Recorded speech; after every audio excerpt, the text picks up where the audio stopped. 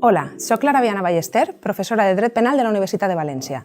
I en aquest vídeo anem a explicar en quin ordre han de realitzar-se les operacions de determinació de la pena, és a dir, quin és el camí que ens porta des del marc penal abstracte previst en el Codi Penal per a cada delicte fins a la pena concreta que s'imposa a l'acusat en la sentència. Per a comprendre els exemples que anem a explicar a continuació, és necessari que primer sàpies com calcular les penes superior i inferior en grau, així com les meitats inferior i superior de la pena. Si encara no saps com fer-ho, pots aprendre-ho en el vídeo corresponent d'aquesta sèrie.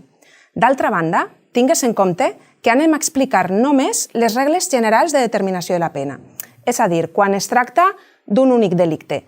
Per als concursos de delictes existeixen unes regles específiques en el Codi que tampoc s'expliquen en aquest vídeo. Doncs bé, l'ordre que s'ha de seguir per a determinar la pena és el següent, aquest que projectem en pantalla. És important advertir que no hi ha cap precepte en el Codi Penal que expressament diga que aquest és l'ordre que cal seguir.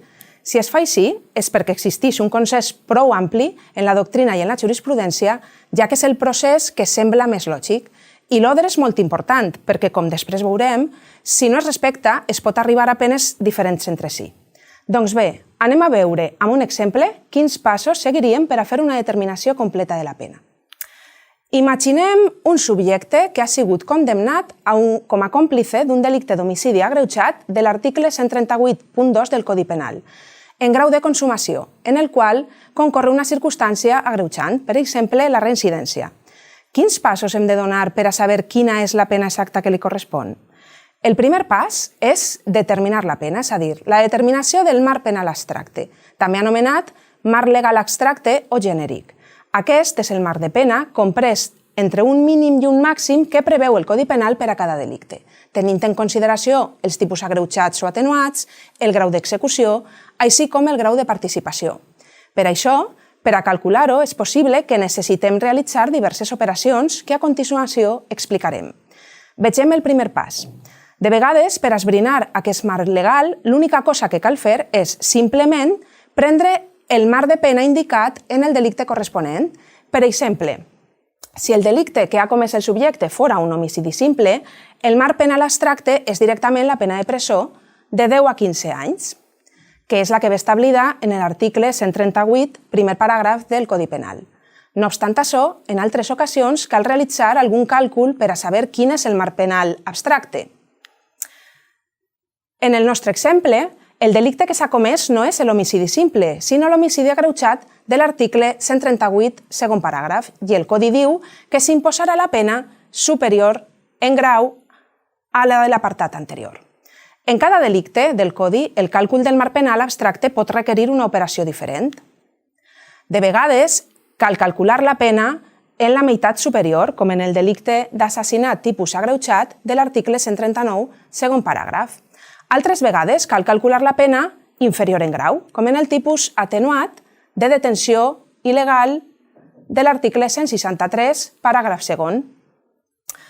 I inclús, en ocasions, necessitem fer diversos càlculs consecutius, com seria l'exemple de l'article 165 aplicat sobre l'article 164 o 163 del Codi Penal, en el que s'ha de remetre successivament als preceptes anteriors. En l'article 279 també tindríem un altre exemple, com seria calcular la pena en la meitat inferior.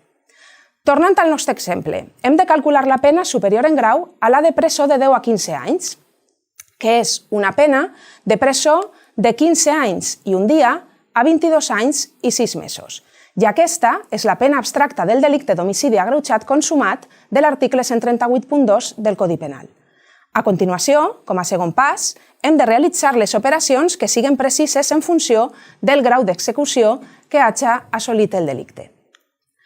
Com en el nostre exemple el delicte està consumat, no cal fer cap operació, doncs, segons l'article 61 del Codi Penal, quan la llei estableix una pena, s'entén que la imposa als autors de la infracció consumada.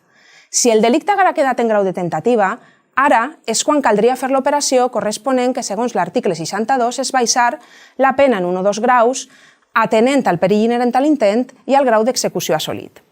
En el nostre exemple, per tant, en aquesta segona fase de determinació del marc penal abstracte, no hem hagut de calcular res, sinó que ens seguim quedant amb la pena que havíem calculat en la fase anterior, anterior, és a dir, la de presó de 15 anys i un dia a 22 anys i 6 mesos.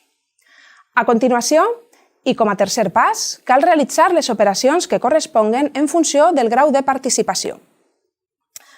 Recordeu que l'article 28 del Codi Penal equipara en pena als inductors i als cooperadors necessaris amb els autors, de manera que només els còmplices requereixen un càlcul específic per a determinar la seva pena.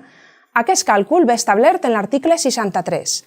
Als còmplices els correspon la pena inferior en un grau. Així, per al nostre exemple, en què recordem el subjecte és precisament un còmplice, hem de prendre la pena que hem calculat en la fase anterior.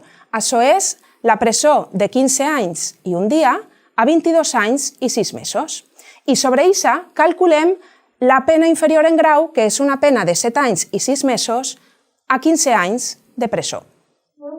Fet això, hem acabat les operacions corresponents al marc penal abstracte i passem a determinar el marc penal concret, en el qual tindrem en consideració els efectes que produeixen els eximents incomplets de l'article 68, les circumstàncies modificatives dels articles 66 i 67 i l'error vencible de prohibició de l'article 14.3 del Codi Penal. Com en el nostre exemple, el que tenim és solament un agreujant, recordem que havíem ficat la reincidència, segons la regla tercera de l'apartat primer de l'article 66, correspon imposar la pena en la seva meitat superior.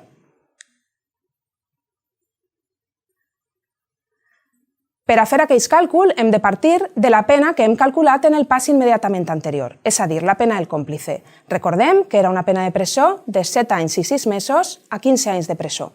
I la meitat superior d'aquesta pena, com hem assenyalat abans, és la presó de 11 anys i 3 mesos a 15 anys de presó. Arribats a aquest punt, hem calculat ja el marc penal concret de la pena, que és aquest últim resultat. Una presó de 11 anys i 3 mesos a 15 anys. I ja només queda per realitzar l'última fase de la determinació de la pena, que és la individualització judicial. És a dir, quan el jutge tria dins dels límits mínim i màxim del marc penal concret la pena exacta que considera adequada per al cas. El Codi Penal, en el seu article 72, ordena que aquesta elecció de la pena concreta es raona i argumenta en la sentència, però no hi ha cap article específic que establisca els criteris conforme als quals s'ha de triar aquesta pena concreta. Això no obstant, generalment es considera que els dos criteris bàsics que han de guiar el jutge en aquesta fase són els dos que s'esmenten en la regla sisena de l'apartat primer de l'article 66, per a quan no concorren circumstàncies atenuants ni agreujants. Aquests dos criteris són les circumstàncies personals del delinqüent i la menor o major gravetat del fet. Al seu torn, aquests criteris s'hauran de valorar d'acord amb els principis generals limitadors del ius puniendi i, en concret, el principi de proporcionalitat, tant amb la lesivitat del fet com amb el grau de culpabilitat de l'autor, i el principi de resocialització, consagrat en l'article 25.2 de la Constitució. Per al nostre exemple, per tant, en principi, el jutge podria triar com a pena concreta qualsevol de les compreses entre el límit inferior i el límit superior del marc penal concret, però sempre argumentant-lo de manera expressa en la sentència en funció d'aquests criteris que acabem d'esmentar. Per exemple, podria acabar imposant una pena de presó de 12 anys. En resum, en la determinació de la pena del nostre exemple, aquests són els passos que hem donat des de la pena abstracta que el legislador preveu per al delicte fins a la pena exacta que el jutge imposa en la sentència. Són els passos que fixem en la diapositiva de resum d'operacions. Ara que hem vist un exemple de determinació de la pena complet, anem a usar-ho també per a comentar 3 coses molt importants que sempre hem de tindre en compte. La primera és que quan hem de fer consecutivament 2 operacions de signe invers, moltes vegades no tornem a la pena inicial de la qual partíem.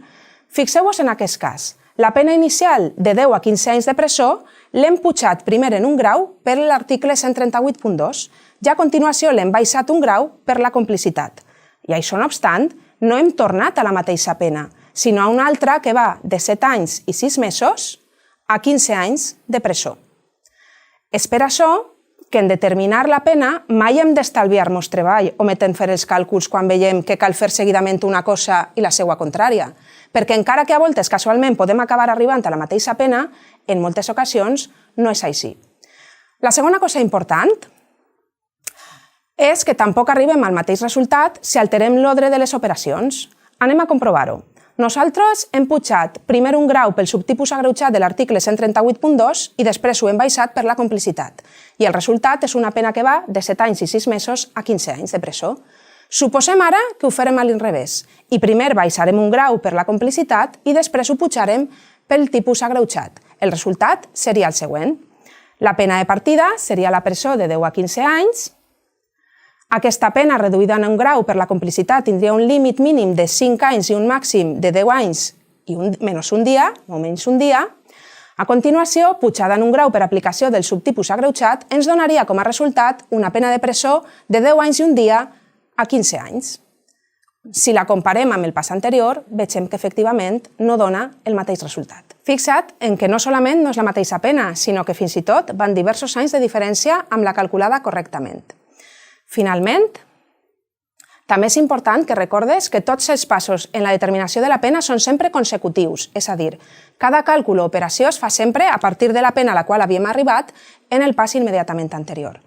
I abans d'acabar, convé recordar també diverses coses per a supòsits específics. La primera, quan un delicte té previstes diverses penes principals cumulatives, per exemple el delicte d'avortament de l'article 144 del Codi Penal, que preveu pena de presó i també pena d'inhabilitació especial, les operacions de determinació de la pena han de fer-se per a totes i cadascuna de les penes. La segona, quan un delicte té previstes diverses penes principals alternatives, com el delicte de coaccions de l'article 172, que preveu una pena de presó o una pena de multa, el jutge tria, en primer lloc, quina d'elles va imposar i sobre la mateixa realitzar ordenadament totes les operacions. En tercer lloc, si la pena és de dies multa, hi ha una última fase que realitzar després de la individualització judicial de la pena exacta, la conversió dels dies imposats en una quantitat exacta de diners segons els mòduls establerts en l'article 50.4 del Codi Penal per a les quotes diàries. Finalment, fixeu-vos que només hem explicat les regles aplicables a les penes principals. Les penes accessòries segueixen el seu propi règim de determinació. Bé, en aquest vídeo hem vist en quin ordre han de realitzar-se les operacions de determinació de la pena quan no estem en presència d'un concurs de delictes i ho hem practicat amb un exemple molt senzill. Esperem que t'hagi servit d'ajut per entendre les operacions bàsiques.